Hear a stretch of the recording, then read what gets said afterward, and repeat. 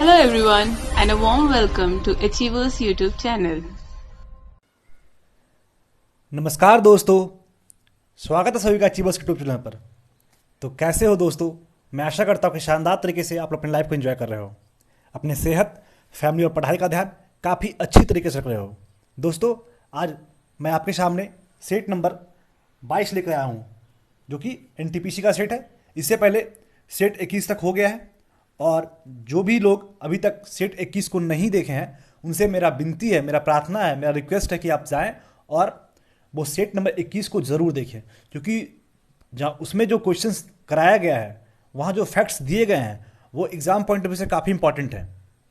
तो उसे मिस बिल्कुल ना करें, उस वीडियो को ज़रूर देखें। और जो भी लोग अभी मेरे चैनल से नए जुड़ रहे हैं, जिन्होंने एनटीपीसी के बारे में कुछ भी नहीं जाना है कि एनटीपीसी का यहाँ सेट हो रहा है, तो मैं उन्हें बता दूं कि हमारे टीम के द्वारा एनटीपीसी का प्रीवियस ईयर का क्वेश्चंस कराया जा रहा है, जो कि अभी सेट नंबर 22 कराया जा रहा है। इसके पहले सेट 21 तक कराया जा चुका है। तो जो भी लोग नए जुड़े हैं उनसे मेरा रिक्वेस्ट है कि आप लोग जाएं और शुरू से सेट 21 तक ज़रूर देख लें, क्योंकि वहाँ जो क्वेश्चंस है वो एग्जाम पॉइंट में से काफ़ी इंपॉर्टेंट है और उससे क्वेश्चंस अभी भी पूछे जाएंगे। ठीक है, तो जाएं और अवश्य देखें। ये जो है वो आपका 19 तारीख का पेपर है, जो कि 2016 में इसका एग्ज़ाम हुआ था। तो अभी फ़िलहाल थोड़ा सा आप लोग को से मेरा रिक्वेस्ट भी है कि हमारे घर के बगल से कुछ आवाज़ भी आप लोग को सुनाई देगा, क्योंकि मेरे घर के बगल में भवन निर्माण का कार्य का मतलब काम हो रहा है, और ये काम काफ़ी प्रगति पे है। ठीक है, तो इसका आवाज़ आप लोग को थोड़ा सा कुछ ड्रिलिंग मशीन का या फिर कुछ भी मशीन का आवाज़ आएगा। ठीक है, उतना नहीं आएगा, आप लोग कोऑपरेट कर सकते हो। तो बस आपसे मेरा रिक्वेस्ट है कि आप लोग वीडियो क्लास तक बने रहिएगा, आप लोग काफ़ी मज़ा आने वाला है। ठीक है, और फिर एक चीज़ और मैं बता देता हूँ, थोड़ा सा मैं फॉर्मेलिटीज़ ये मेरा है और मुझे तो पूरा करना है फॉर्मेलिटीज़ को। तो जो भी लोग हमारे यूट्यूब चैनल से भी नए जुड़े हैं, जो लोग भी हमारे चैनल को सब्सक्राइब नहीं किया है, वो प्लीज़ चैनल को सब्सक्राइब कर लीजिए एवं बेल आइकन को दबा लीजिए। उससे क्या होगा, जो भी हमारी तरफ से रेगुलर अपडेट होगा वो आपको सबसे पहले मिलेगा। तो आज का पहला क्वेश्चन स्टार्ट करते हैं। क्वेश्चन है, प्लूटो ग्रह की खोज किस वर्ष की गई थी? तो प्लूटो ग्रह का खोज 1930 में किया गया था। और इसका खोज किसने किया था? तो इसका खोज क्लाइड टॉम्बॉन्ड के द्वारा 1930 में 18 फरवरी को किया गया था। ये जो प्लूटो ग्रह था वो आरंभ में सौर मंडल का 9वां ग्रह माना जाता था। ठीक है, लेकिन 2006 में अंतर्राष्ट्रीय खगोलीय संघ के द्वारा आधिकारिक रूप से प्लूटो को ग्रह की श्रेणी से बाहर करते हुए इसे बौने ग्रह का दर्जा प्रदान किया गया, यानी ड्वार्फ प्लैनेट। ठीक है, तो इसे 2006 में बौने ग्रह का दर्जा प्राप्त हुआ, और उसके बाद 2006 में इसको जो मेन ग्रह से निकाल दिया गया था। तो इसे 1930 में इसका खोज किया गया था। और कौन खोज किया था? क्लाइड टॉम्बॉन्ड के द्वारा इसका खोज किया गया था। ठीक है, ये था हमारा पहला क्वेश्चन। अगला क्वेश्चन देखते हैं, कौन सा भारतीय राज्य अधिकतम संख्या के अन्य भारतीय राज्यों के साथ अपनी सीमाओं का साझा करता है? मतलब भारत का वो कौन सा राज्य है जो सबसे ज़्यादा किसी राज्य से बाउंड्री शेयर करता है, जो सबसे ज़्यादा राज्यों से बाउंड्री टच करता है? तो उस राज्य का क्या नाम है? तो आप लोग सबको पता होगा कि उस राज्य का नाम उत्तर प्रदेश है, जो कि सबसे ज़्यादा यानी 9 राज्यों से बाउंड्री शेयर करता है, जिसमें हो गया आपका उत्तराखंड हो गया, हिमाचल प्रदेश हो गया, हरियाणा, राजस्थान, मध्य प्रदेश, छत्तीसगढ़, झारखंड, बिहार और दिल्ली। ये कुछ राज्य है, 9 राज्य है जिससे इसका बाउंड्री शेयर होता है। तो ये सबसे ज़्यादा बाउंड्री शेयर करने वाला राज्य है। ठीक है, तो ये था आपका सेकंड क्वेश्चन। अब अगला क्वेश्चन देखते हैं, भारतीय स्टेट बैंक का पूर्व रूप में क्या नाम था? मतलब भारतीय स्टेट बैंक को पहले किस नाम से जाना जाता था? तो पहले भारतीय स्टेट बैंक का पहले इंपीरियल बैंक ऑफ इंडिया के नाम से जाना जाता था। यह भारतीय उपमहाद्वीप का सबसे पुराना और सबसे बड़ा वाणिज्यिक बैंक था, जिसे 1955 में भारतीय स्टेट बैंक के रूप में रूपांतरित किया गया। भारतीय स्टेट बैंक अधिनियम 1955 के उपबंधों के अंतर्गत यह रूपांतरण किया गया था। ये इसका नाम क्या था? Imperial bank of India. ठीक है, जो कि भारत का सबसे बड़ा और पुराना वाणिज्यिक बैंक था। ठीक है, इसे 1955 में भारतीय स्टेट बैंक के रूप में रूपांतरित किया गया था। तो ये था भारतीय स्टेट बैंक के बारे में। चलिए, आप लोग से क्वेश्चन मेरा एक है कि ये बताइए कि भारतीय स्टेट बैंक का आपका मतलब हेडक्वार्टर्स कहाँ है? और भारतीय स्टेट बैंक के बारे में जो भी और फैक्ट्स है वो आप लोगों को, जो मैं नहीं बताया हूँ, जो मिसिंग है, वो आप लोगों को बताना है। आप लोग हर दिन बोलते हैं ना क्वेश्चन पूछिए। तो लीजिए, पहला क्वेश्चन ये रहा, आप लोग नोट डाउन कीजिएगा कि क्वेश्चन जितना मैं पूछ रहा हूँ सारे क्वेश्चन का आंसर देना है, ठीक है। मैं क्वेश्चन पूछ रहा हूँ, आप लोग को आंसर देने होंगे। अब अगला क्वेश्चन देखते हैं। मिल्क पाश्चुरीकृत किया जाता है। जो मिल्क पाश्चुरीकृत किया जाता है वो क्यों किया जाता है?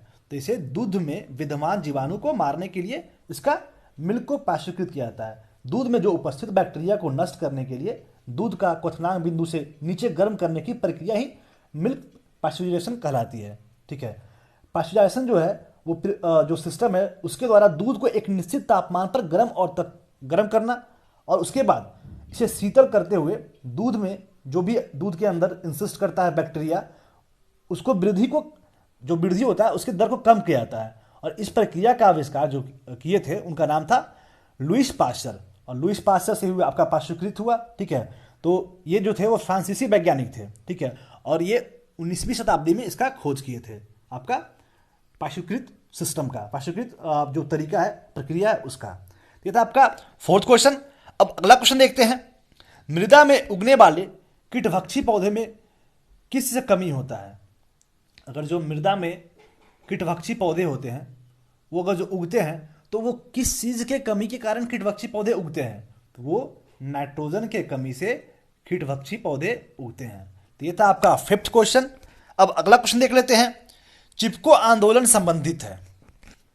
चिपको आंदोलन किससे संबंधित है? आप लोग सबको पता होगा। तो ये वृक्षों से संबंधित है। वृक्ष के कटाई से, अगर जो पहले क्या था, वृक्ष का कटाई होता था, ठीक है, तो वृक्ष को कटाई को रोकने के लिए आपका चिपको आंदोलन स्टार्ट किया गया था। और इसमें एक महत्वपूर्ण नेता थे जिनका नाम सुंदरलाल बहुगुणा था, ठीक है। इनके द्वारा ये इनिशिएटिव स्टार्ट किया गया था चिपको आंदोलन। उसमें क्या होता था, अगर जो कोई इंसान पेड़ को कटाई कर रहा है, पेड़ को काट रहा है, तो वो क्या करते थे, पेड़ से लिपट जाते थे, ठीक है, कि वो जो पहले पेड़ को काटे उससे पहले मुझे काटना पड़ेगा। तो ये जो चिपको आंदोलन था वो वृक्ष के कटाई से संबंधित है। तो ये था आपका सिक्स्थ क्वेश्चन। अब अगला क्वेश्चन देखते हैं। रेफ्रिजरेटर में कौन सी गैस पाई जाती है? यानी जो आपके घर में फ्रिज होते हैं ना, उसमें कौन सा गैस पाया जाता है? तो उसमें HFC पाया जाता है। कौन सा पाया जाता है? HFC पाया जाता है। पहले क्या होता था? पहले यही CFC होता था, लेकिन अब HFC पाया जाता है। पिछले 5 या 6 दशकों से बड़े पैमाने पर क्लोरोफ्लोरोकार्बन यानी CFC का प्रयोग किया गया। ओजोन परत को नुकसान पहुंचाने में महत्वपूर्ण भूमिका निभाने के कारण क्लोरोफ्लोरोकार्बन का प्रयोग चरणबद्ध रूप से बंद करने का प्रावधान किया गया।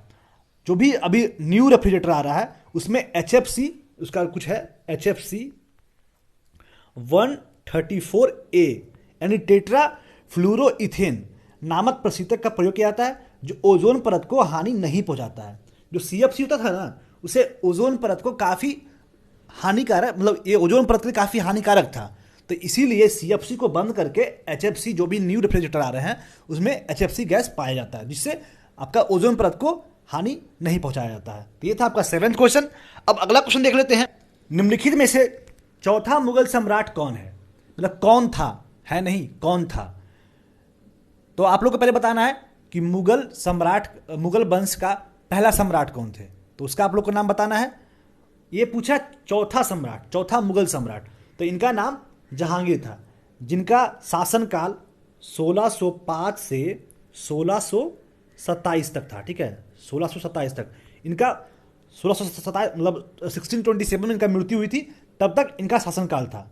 ये जो जहांगीर थे वो अकबर और हरकबाई का पुत्र थे। बचपन में उन्हें सलीम के नाम से जाना जाता था। जो उनका बचपन का समय बीता उसमें उनको सलीम के नाम से पुकारा जाता था, ठीक है। जहांगीर मुगल सम्राट अकबर का सबसे बड़ा पुत्र थे। आरंभ में ही उसे अपने पिता का उत्तराधिकारी घोषित कर दिया गया था। जहांगीर के नाम से राज सिंहासन पर आसीन हुआ, जिसका अर्थ विश्व का विजेता। ये जहांगीर है ना, उसका अर्थ है विश्व का विजेता, और जहांगीर के नाम से ही वो अपने गद्दी पे बैठे थे। ये था आपका क्वेश्चन नंबर 8। अब अगला क्वेश्चन देख लेते हैं। निम्नलिखित में से किसे फल के रूप में प्रयुक्त नहीं किया जाता है? तो काफ़ी आसान प्रश्न है, आप लोग को तो ऐसे ही पता चल गया होगा। जो ये सब क्वेश्चन आ जाएगा एग्जाम में तो हलवा है, फिर तो आपको क्या, ऐसा क्वेश्चन 5 भी आ गया ना तो मजा आने वाला है आप लोगों को। क्वेश्चन है, निम्नलिखित में से किसे फल के रूप में प्रयुक्त नहीं किया जाता है? अंगूर, आप लोग सबको पता है कि फल के रूप में यूज किया जाता है। नाशपाती सबको पता है, स्ट्रॉबेरी सबको पता है। टमाटर क्या है? फल है। इसे सब्जी के रूप में यूज किया जाता है। तो ये था आपका 9th क्वेश्चन, जो कि काफी आसान था। अगला प्रश्न देखते हैं, जो कि काफी सही क्वेश्चन है, काफी अच्छा क्वेश्चन है। जल का हिमांक बिंदु कितना होता है? तो जल का जो हिमांक बिंदु होता है वो 0 डिग्री सेंटीग्रेड होता है। 0 डिग्री सेंटीग्रेड या 32 डिग्री फ़ारेनहाइट। ठीक है, 32 डिग्री फ़ारेनहाइट। अब ये हिमांक बिंदु क्या होता है? तो जल का हिमांक बिंदु या गलनांक बिंदु वह तापमान है जिस पर जल द्रव अवस्था से ठोस अवस्था या इसकी विपरीत अवस्था में परिवर्तित होता है। समझे ना? ये है आपका हिमांक बिंदु ये होता है। और हिमांक बिंदु कितना है? 0 डिग्री सेंटीग्रेड या 32 डिग्री फ़ारेनहाइट। तो ये था आपका 10th क्वेश्चन। अब अगला क्वेश्चन देख लेते हैं। बल के कारण कार ब्रेक लगाने पर रुक जाती है। मतलब किस बल के कारण अगर जो कोई कार को, कोई बाइक को हम ब्रेक लगा रहे हैं तो वो रुक जाती है? तो वो घर्षण बल के कारण कोई भी कार को ब्रेक लगाने पर रुक जाती है। आपको कार में तो दिखता नहीं होगा कि कहाँ घर्षण हो रहा है। सिंपल सा आप उदाहरण आपके बीच में है। आप लोग सब साइकिल चलाए होंगे, आप लोग सबको साइकिल चलाना आता होगा, और जिन्हें नहीं भी आता है वो लोग भी देखे होंगे कि अगर जो साइकिल चलाता है और वो ब्रेक मारता है तो वो रुक जाता है। कैसे रुकता है? साइकिल के टायर में ब्रेक शू होता है, और ब्रेक शू जब आप ब्रेक दबाओगे हाथ से तो वो ब्रेक शू टायर के जो रिम होता है उसमें टच करता है। अब जब टच करेगा तो वही तो आपका टायर का जो रिम है और जो आपका ब्रेक शू है उन दोनों में घर्षण होगा, और घर्षण के कारण ही क्या होता है? ब्रेक लगता है, और ब्रेक लगने के कारण ही कोई भी कार, बाइक या फिर आपका जो भी है साइकिल वगैरह रुक जाता है। अभी तो ऐसा ब्रेक आ गया है कि जहां ब्रेक मारो वहां रुक जाता है। अभी डिस्क ब्रेक आ गया है, एवीएस आ गया है, तो उससे क्या है कि ब्रेक जहां मारे वहां रुक गया। गाड़ी आपको टच मस नहीं करेगा, लेकिन इंसान अगर जो गाड़ी से बाहर आ गया तो आ गया। बाइक अगर चला रहा इंसान बाइक से नीचे आ गया, लेकिन बाइक हिलने वाला नहीं है। इस लेवल का आजकल ब्रेक आ रहा है। तो ये था आपका 11th क्वेश्चन, जो कि आपका ब्रेक के बारे में था, जो कि घर्षण बल के कारण कोई भी ब्रेक लगाने पे कार रुकती है। तो ये था आपका 11th क्वेश्चन। अब अगला क्वेश्चन देखते हैं, जो कि कंप्यूटर क्वेश्चन है और काफ़ी आसान क्वेश्चन है। और अगर जो आप लोग कंप्यूटर यूज़ करते होगे, अगर आप लोग पीडीएफ क्रिएट करते होगे, अगर जो आप लोग माइक्रोसॉफ्ट वर्ड यूज़ करते होगे, तो आप लोग इसका उपयोग किए होगे, इसको देखे होगे। ठीक है, तो जो है DOCX निम्नलिखित में से किसका एक्सटेंशन है? तो ये माइक्रोसॉफ्ट वर्ड का एक्सटेंशन है। आप जब भी मतलब माइक्रोसॉफ्ट यूज़ करते हो, जब भी आप कोई चीज़ को पीडीएफ के रूप में लिखना चाहते हो, तो पहले वो डॉक्स में सेव होता है। तो वो डॉक्स में सेव होता है, तो आपसे वो अलाउ पूछना चाहता है कि ये डॉक्स में सेव हो या फिर आप उसको पीडीएफ पे कन्वर्ट करना चाहते हो।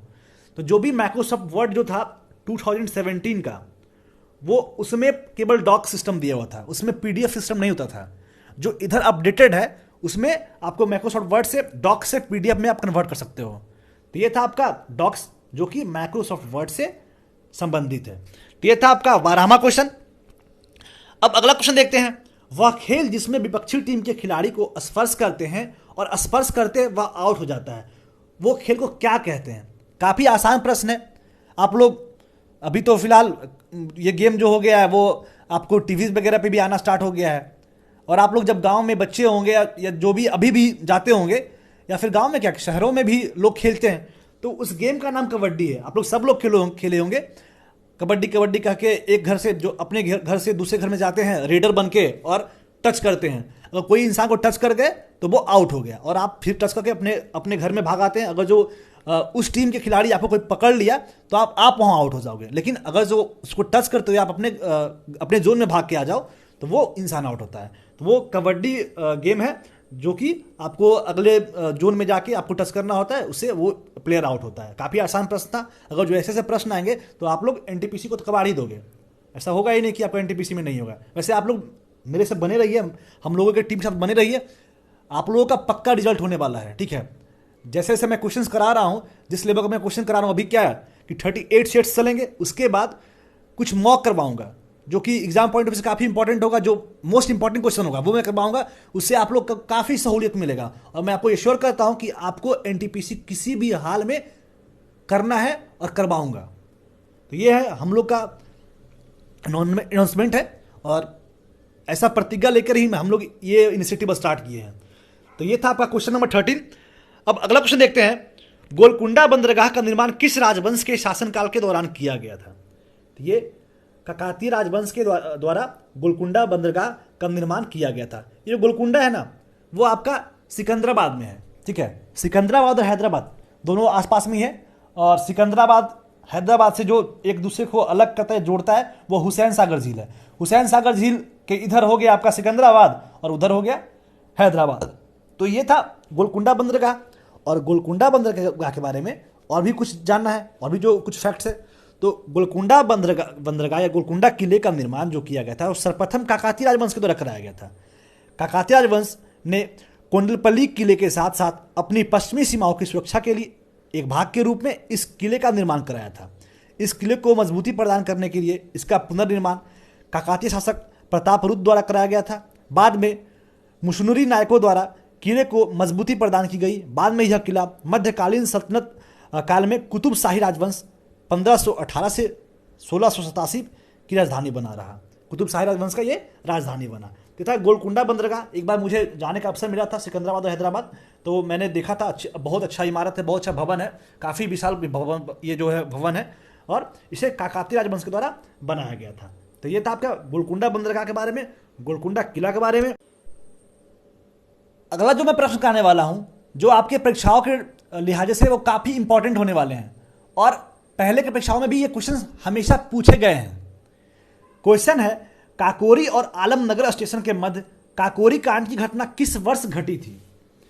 काफ़ी अच्छा क्वेश्चन है, और ये क्वेश्चन हमेशा पूछा जाता है। तो ये घटना 1925 में, 9 अगस्त 1925 में ये घटना घटी थी। चलिए आपको मैं बताता हूं काकोरी कांड क्या था। आपको जो भी इंपॉर्टेंट टॉपिक है, जैसे आपका हिस्ट्री का जो भी इंपॉर्टेंट टॉपिक है, जैसे आपका जालियांवाला बाग हत्याकांड हो गया, सबने अवज्ञा आंदोलन हो गया, बंगाल विभाजन हो गया, काकोरी कांड हो गया, तो जैसे जैसे पॉइंट आते जाएंगे मैं उसका स्टोरी बताते जाऊंगा, उसमें क्या घटनाएं घटी थी, कैसे चीज़ें वहाँ पे ऑकर हुए थे, तो वो सारी चीज़ को मैं डिस्कस करने वाला हूँ। तो आज का जो पॉइंट है वो काकोरी कांड है। तो काकोरी कांड जो था वो ब्रिटिश सरकार के विरुद्ध भारतीय स्वतंत्रता आंदोलन के दौरान 9 अगस्त 1925 को लखनऊ के निकट काकोरी और आलमनगर स्टेशन के मध्य ट्रेन लूटने की घटना घटी थी।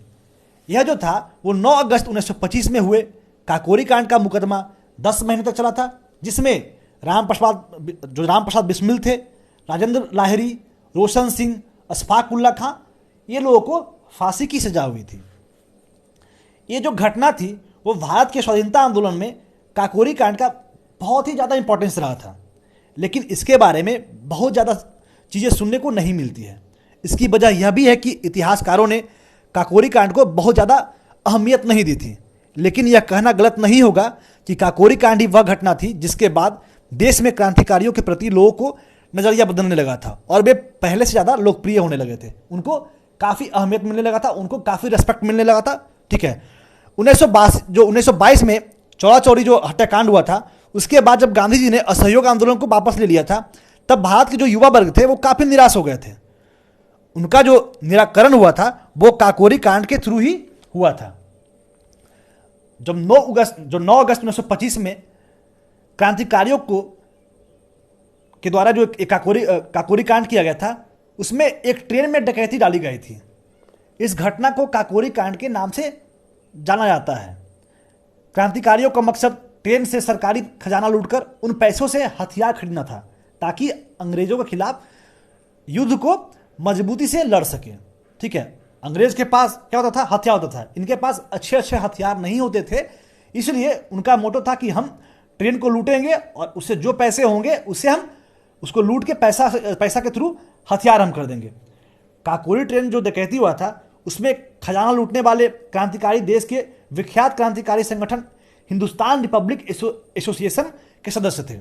चलिए आप लोग ये बताइए कि हिंदुस्तान रिपब्लिक एसोसिएशन का आपका जो स्टैब्लिश किए थे, जो फाउंडर थे, वो कौन थे? मैं ये बता देता हूँ कि ये 1923 में इसका इस्टेब्लिशमेंट हुआ था। आपको बताना इसका फाउंडर कौन थे। चलिए मैं ही बता देता हूँ। इसका फाउंडर सचिंद्र नाथ सन्याल थे।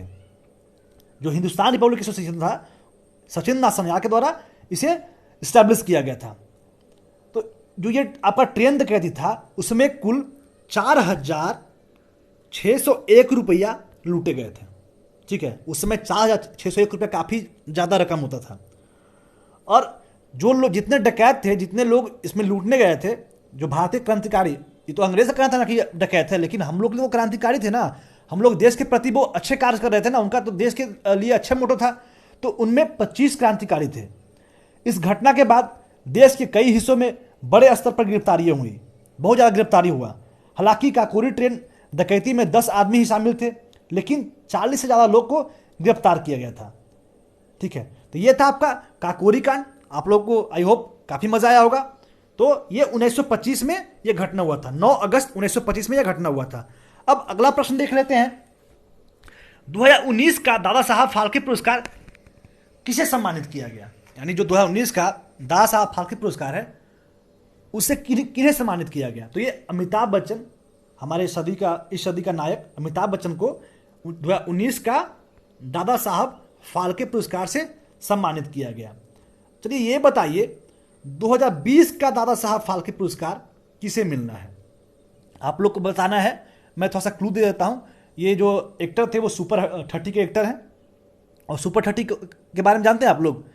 ये जो थे वो बिहार के गणितज्ञ आनंद कुमार द्वारा आयोजित IIT कोचिंग संस्थान का ये उस पर मूवी बना था। ठीक है, जो सुपर 30 मूवी था वो आपके आनंद कुमार के पर आधारित ये मूवी था। अब दादा साहब फाल्के पुरस्कार है तो उसका कुछ और हिस्ट्री देख लेते हैं। तो इसे फर्स्ट बार 1969 में दिया गया था। 1969 में इसको इस्टेब्लिश किया गया था, और फर्स्ट बार देविका रानी जी को आपको दादा साहब फाल्के पुरस्कार से सम्मानित किया गया था। दादा साहब फाल्के को भारत फिल्म उद्योग के पितामह के रूप में जाना जाता है। ये डायरेक्टर थे, दादा साहब फाल्के जो थे वो डायरेक्टर थे, और इन्हें भारतीय फिल्म उद्योग के पितामह के रूप में जाना जाता है। तो ये था आपका 16 क्वेश्चन। काफ़ी सही क्वेश्चन था, इसमें मैं बहुत सारा डिस्कशन कर दिया हूँ। उससे मैं आपसे एक क्वेश्चन भी पूछा हूँ, जो कि था आपका 2020 का दादा साहब फाल्के पुरस्कार किसे मिला है। तो ये था आपका 16 क्वेश्चन। अब अगला क्वेश्चन देखते हैं। कोशिका का पावर हाउस कहलाता है, यानी कोशिका का जो पावर हाउस होता है वो किसे कहते हैं? तो माइटोकॉन्ड्रिया को कोशिका का पावर हाउस कहते हैं। काफ़ी सही क्वेश्चन है। आप लोग को एग्जाम में हमेशा पूछा जाता है कि कोशिका के पावर हाउस को किसे कहते हैं।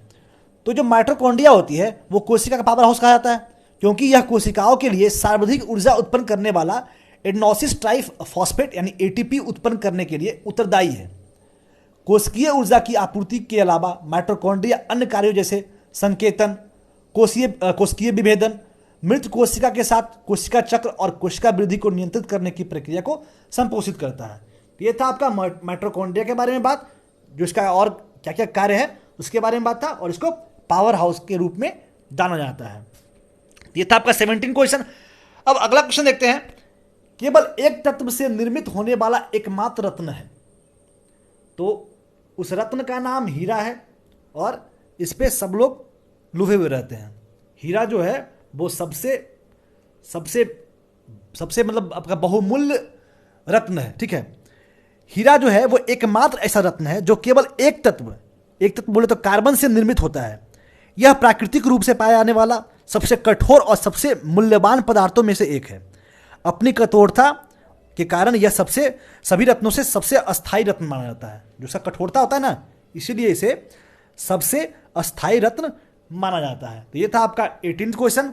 अब अगला क्वेश्चन देखते हैं। WHO का मुख्यालय कहाँ स्थित है? काफी अच्छा क्वेश्चन है और एग्जाम में पूछा जाता है हमेशा कि WHO का मुख्यालय कहाँ स्थित है। तो ये स्विट्जरलैंड के जेनेवा में ये WHO का मुख्यालय है। आप लोग को बताना है कि WHO का हेड कौन है। तो आप लोग का ये आंसर देना है कि WHO का हेड कौन है। तो मैं आपसे 3 क्वेश्चन पूछ चुका हूं, सारे क्वेश्चन का आंसर आप लोग को देना पड़ेगा। ठीक है ना, मैं क्वेश्चन पूछ रहा हूं, मैं एफर्ट लगा रहा हूं, आपको भी एफर्ट लगाना पड़ेगा। ताली दोनों हाथ से बजती है, एक हाथ से आप ताली बजा लोगे, नहीं बजाओगे ना, दोनों हाथ लगाओगे तब ताली बजेगा। मैं कुछ मेहनत कर रहा हूं, आपको भी मेहनत करना होगा। यह था आपका WHO के बारे में, जिसका मुख्यालय जेनेवा में। अगला प्रश्न है, हैली के धूमकेतु को पृथ्वी से कब देखा जा सकेगा? ये जो हैली के धूमकेतु है वो पृथ्वी से हम लोग कब देख सकेंगे? तो ये 2061 में ये हैली धूमकेतु को हम लोग देख सकते हैं। तो लास्ट बार ये दिखा था पृथ्वी से वो 1986 में देखा गया था। ठीक है, ये जो सौर मंडल के आंतरिक भागों में ये धूमकेतु दिखाई देता है।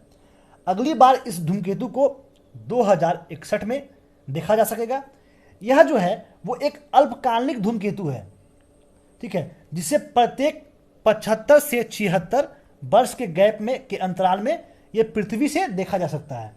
हैली एकमात्र ऐसा अल्पकालिक धूमकेतु है जिसे पृथ्वी से नग्न आंखों से स्पष्ट रूप से देखा जा सकता है। अब ये धूमकेतु धूमकेतु हो रहा है। अब ये धूमकेतु क्या है? तो धूमकेतु सौरमंडलीय निकाय है जो पत्थर, धूल, बर्फ और गैस के बने होते हैं और ये काफी छोटे छोटे खंड के होते हैं। यह ग्रहों के समान सूर्य की परिक्रमा करते हैं। जो अधिकतर धूमकेतु होते हैं वो बर्फ, कार्बन डाइऑक्साइड, मीथेन, अमोनिया तथा अन्य पदार्थों, सिलिकेट और कार्बनिक मिश्रण के बने होते हैं। तो ये था आपका धूमकेतु के बारे में। और हैली की जो धूमकेतु है वो 2061 में देखा जाएगा। और कब इसका कितना अंतराल है? 75 से 76 वर्षों के बीच में देखा जाता है। और लास्ट में कब देखा गया था? तो 1986 में देखा गया था। अब अगला क्वेश्चन देखते हैं, कथकली नृत्य किस राज्यों से संबंधित है? काफी अच्छा क्वेश्चन है। तो कथकली जो नृत्य है वो केरल से संबंधित है और कथकली एक भारतीय शास्त्रीय नृत्य नाट्य शैली है। इस नृत्य की उत्पत्ति लगभग 1500 वर्ष पूर्व केरल के परंपरागत लोक नृत्यों और नृत्य नाटकों से हुई थी। यह एक सामूहिक प्रस्तुतिकरण है जिसमें नृतक परंपरागत रूप से रामायण और महाभारत के मूल विषयों पर आधारित विभिन्न भूमिकाओं पर निष्पादित करते हैं। मतलब रामायण और महाभारत के मूल विषयों पर इस पे डांस होते हैं और इस पे ये नृत्य होता है। तो ये आपका कहाँ है, कहाँ ये डांस होता है? तो ये आपका केरल में ये कथकली डांस होता है, ठीक है। तो ये था आपका कथकली के बारे में। अब अगला प्रश्न देखते हैं, विश्व में सबसे बड़ा कंप्यूटर नेटवर्क कौन सा है? काफी अच्छा क्वेश्चन है। तो जो विश्व में सबसे बड़ा कंप्यूटर नेटवर्क है वो इंटरनेट है। और आजकल जो इंटरनेट है वो हम लोग को जितना सांस इंपॉर्टेंट है, जितना हम लोग को ब्रीथ इंपॉर्टेंट है, उतना आजकल इंटरनेट भी इंपॉर्टेंट हो गया। वो चाहे एंटरटेनमेंट के माध्यम से हो, चाहे वो हम लोग को पढ़ाई के माध्यम से हो, या चाहे वो किसी चीज़ के माध्यम से हो, तो वो इंटरनेट जो है वो काफ़ी इंपॉर्टेंट हो गया है। एक दिन हम लोग बिना इंटरनेट के रहना मुश्किल हो जाता है, ठीक है। जो इंटरनेट है वो सबसे बड़ा कंप्यूटर नेटवर्क है। यह छोटे छोटे हजारों नेटवर्कों से बना है और विश्व स्तर पर अरबों डिवाइसों को कनेक्ट करता है। यह दैनिक आवश्यकताओं को आधार पर अधिकांशतः डाटा कम्युनिकेशन का नियंत्रित करता है। तो यह था आपका सबसे बड़ा कंप्यूटर नेटवर्क जो कि इंटरनेट है। आप लोग सबको पता होगा, आप लोग सब इंटरनेट का यूजर हैं। अगर इंटरनेट यूज कर रहे हैं तभी तो आप मेरे लेक्चर देख रहे हैं। यह था आपका 22वां क्वेश्चन। अब अगला क्वेश्चन देखते हैं, टैक्सोनॉमी संबंधित है। काफी अच्छा प्रश्न है। जो टैक्सोनॉमी है वो किससे संबंधित है? तो टैक्सोनॉमी जो है वो वर्गीकरण से संबंधित है। टैक्सोनॉमी विज्ञान के वर्गीकरण की प्रणाली है। यह सूक्ष्म जीवों का नामकरण, वर्गीकरण और उसके वर्णन करने वाला विज्ञान है जिसमें विश्व के सभी पौधे, जंतुओं और सूक्ष्म जीवों को शामिल किया जाता है। वर्गीकरणविद जो है वो प्रजातियों की पहचान करते हैं, उनका वर्णन करते हैं और व्यवस्थित रूप से उनका वर्गीकरण करते हैं जिसमें नए जीव जंतु भी शामिल है। ये टैक्सोनॉमी है जो कि आपके वर्गीकरण से संबंधित है। आपका ये 23वां क्वेश्चन था।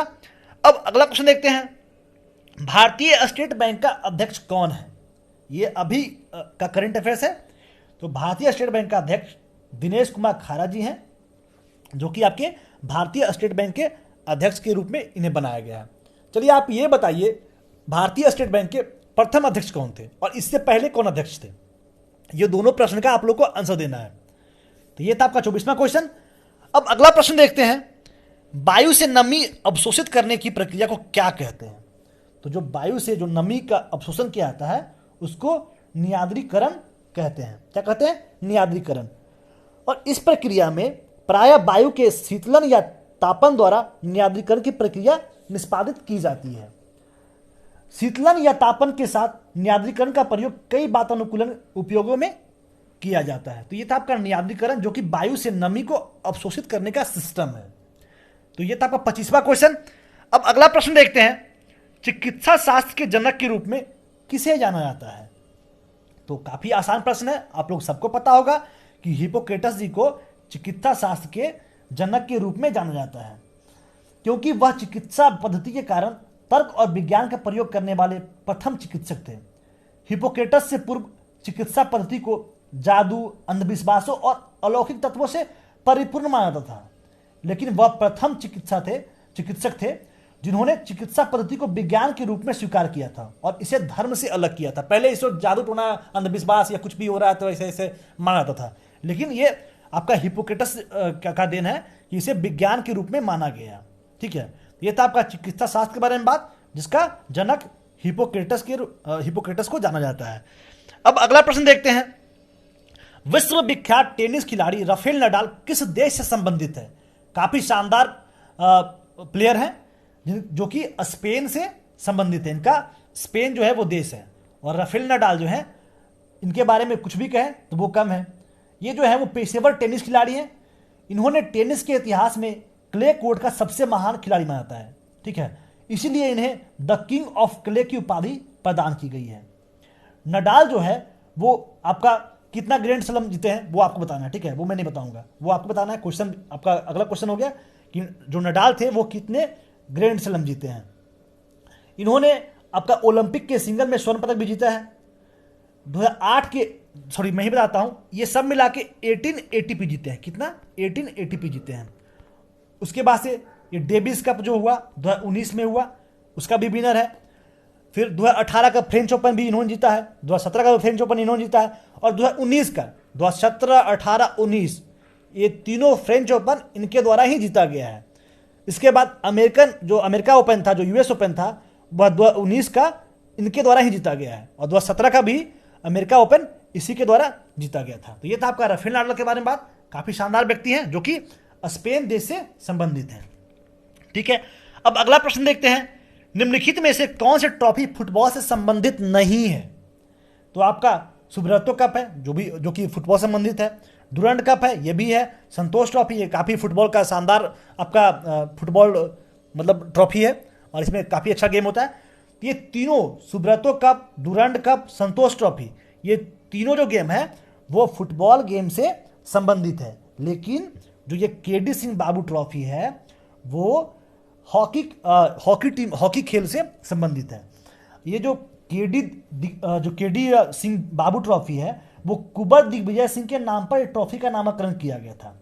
वर्ष 1952 के हेलेंस्की ओलंपिक खेलों में भारतीय टीम के कप्तान थे, जिसमें भारतीय टीम ने स्वर्ण पदक जीता था।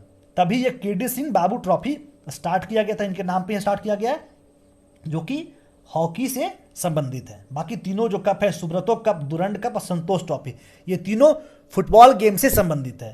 तो ये था आपका 28वां क्वेश्चन। अब अगला क्वेश्चन देखते हैं, विश्व का एकमात्र ऐसा देश जिससे मकर रेखा और भूमध्य रेखा गुजरती है, यानी मकर रेखा भी गुजरती है और भूमध्य रेखा, इक्वेटर भी गुजरता है और मकर रेखा भी। ये दोनों, कौन सा वो राष्ट्र है जिसे दोनों गुजरता है?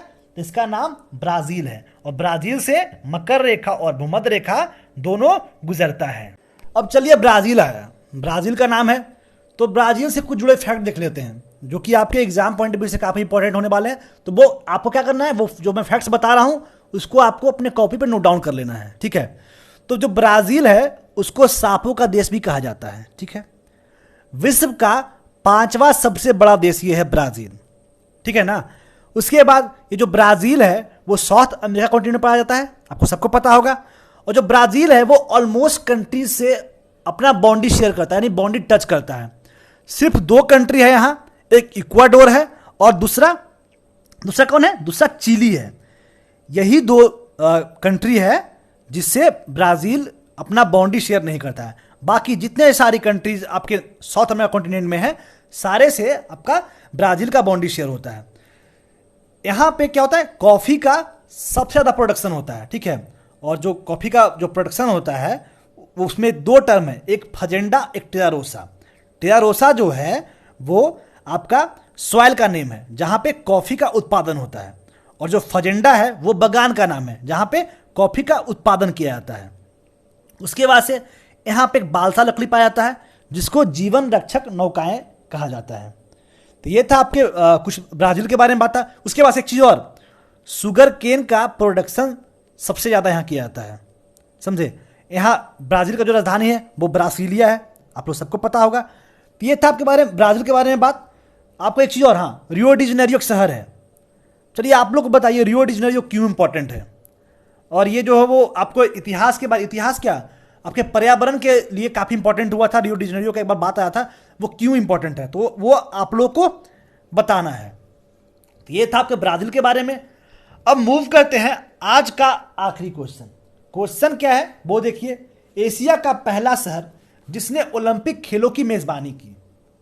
तो वो जो पहला ओलंपिक खेलों की मेजबानी करने वाला राष्ट्र था उसका नाम टोक्यो था। और टोक्यो किस देश का राजधानी है, तो जापान का राजधानी क्या है, टोक्यो है। ठीक है, टोक्यो 1964 में, कब, 1964 में ओलंपिक खेलों की मेजबानी करने वाला प्रथम एशियाई शहर बना।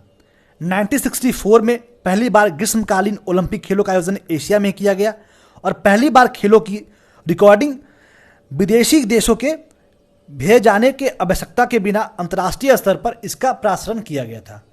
टोक्यो को 1940 में ग्रीष्मकालीन ओलंपिक खेलों की मेजबानी सौंपी गई थी, लेकिन जापान पर चीन का आक्रमण होने के कारण मेजबानी वापस ले ली गई थी। कि जो एशिया का पहला शहर था जहां ओलंपिक खेल का मेजबानी हुआ था, क्या नाम है, टोक्यो नाम है। तो आई होप आज का सेशन काफ़ी आप लोग के लिए फ़ायदेमंद रहा होगा और आप लोग काफ़ी इन्जॉय किए होंगे। तो इन्जॉय किए तो क्या करना है आपको, आप लोग सब समझदार लोग हैं, वीडियो को लाइक कर देना है, कमेंट करना है, शेयर करना है। तो दबा कर कमेंट और लाइक कीजिए और शेयर कीजिए, जिससे क्या होगा कि लोगों को ये वीडियोस मिल सके और लोग भी इसका फ़ायदा उठा सके जैसे आप फ़ायदा उठा रहे हो। तो वीडियो के लास्ट तक बने रहने के लिए बहुत बहुत आभार। बहुत जल्द मिलते हैं अगले वीडियो के साथ में। जय हिंद।